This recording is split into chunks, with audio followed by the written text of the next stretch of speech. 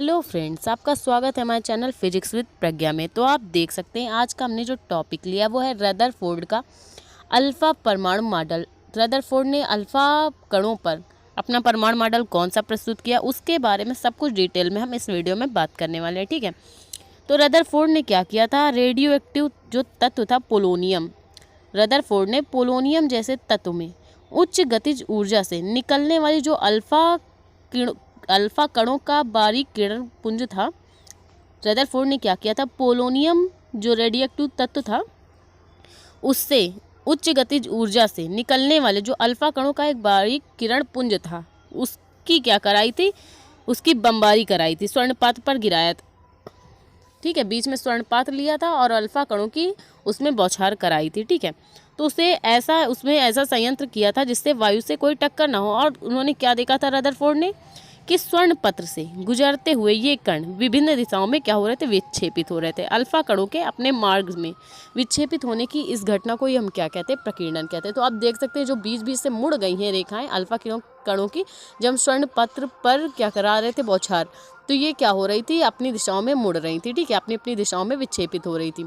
और रदरफोर्ड ने क्या बताया था, और रदरफोर्ड ने बताया था कि जैसे अल्फा कण में धनावेशित होता है वैसे ही परमाणु के अंदर एक सूक्ष्म स्थान होता है। ठीक है, परमाणु के अंदर क्या होता है, एक सूक्ष्म स्थान होता है जो कि क्या होता है, धनावेशित होता है, जिसमें क्या होते हैं, प्रोटॉन्स धंसे होते हैं। ठीक है, उस परमाणु के अंदर भी एक सूक्ष्म स्थान होता है जिसमें क्या होता है, धनावेश केंद्रित होता है, जिसे हम क्या कहते हैं, नाभिक कहते हैं। ठीक है, जब अल्फा कणों की बौछार कराई तो क्या हो रहे थे, अल्फा कण विभिन्न दिशाओं में विक्षेपित हो रहे थे।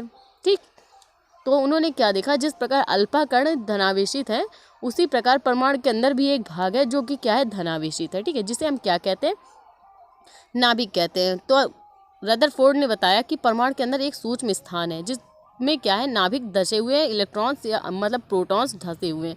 परमाणु का अधिकांश भाग भीतर से क्या है, खोखला है। रदरफोर्ड ने पहली बात क्या बताई कि परमाणु का जो अधिकांश भाग है वो भीतर से खोखला है और कहीं कहीं पे ठोस भी है। ठीक है, परमाणु का अधिकांश भाग भीतर से खोखला है, ये पहली बात आपकी रदरफोर्ड ने बताई। सेकंड बात कौन सी बताई है, और इसमें जो इलेक्ट्रॉन्स होते हैं 10⁻⁻10 मीटर त्रिज्या की कोटि से इस परमाणु में चक्कर लगाते रहते हैं।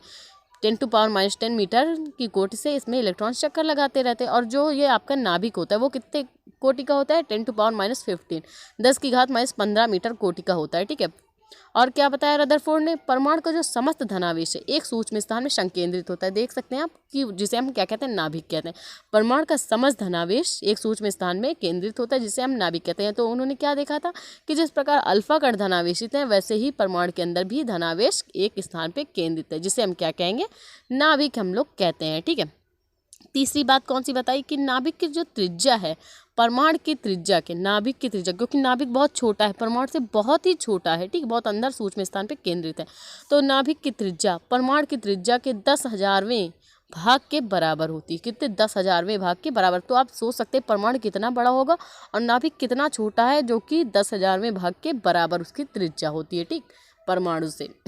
तो आगे आप देख सकते हैं परमाणु का अधिकांश भाग ठोस होता है। और क्या बताया रदरफोर्ड ने कि परमाणु का जो अधिकांश भाग होता है ठोस होता है और अधिकांश भाग भीतर से खोखला होता है और अधिकांश भाग भीतर से ठोस होता है। ठीक, ये बात भी रदरफोर्ड ने बताई। अब ये बात हुई चौथी बात की, तो पांचवी बात रदरफोर्ड ने कौन सी बताई उसको भी देख लेते हैं कि परमाणु में उपस्थित इलेक्ट्रॉन, परमाणु जो अंदर नाभिक के अंदर क्या होते हैं, प्रोटॉन्स होते हैं, क्योंकि उनमें धनावेश होता है, और इलेक्ट्रॉन्स में क्या होता है, ऋण आवेशित होते हैं इलेक्ट्रॉन्स। तो क्या करते हैं, वे परमाणु में चक्कर लगाते रहते हैं। तो परमाणु में उपस्थित जो इलेक्ट्रॉन है 10⁻⁻10 मीटर त्रिज्या की कोटि से परमाणु में चक्कर लगाते रहते, घूमते रहते हैं। और अगर इलेक्ट्रॉन्स के चक्कर लगाते टाइम उनकी टक्कर हो गई तो वो क्या करते हैं, अपनी उच्च कक्षा में चले जाते हैं, जिसे हम क्या कहेंगे, उत्तेजित अवस्था हम कहते हैं। ठीक है, जब इलेक्ट्रॉन्स की क्या होती है, आपस में टक्कर। तो ये अगर परमाणु का रदरफोर्ड का अल्फा प्रकीर्णन मॉडल आपको समझ में आया तो प्लीज़ वीडियो को लाइक और हमारे चैनल को सब्सक्राइब करें। मिलते हैं इसके नेक्स्ट टॉपिक पे। Thank you for watching this video.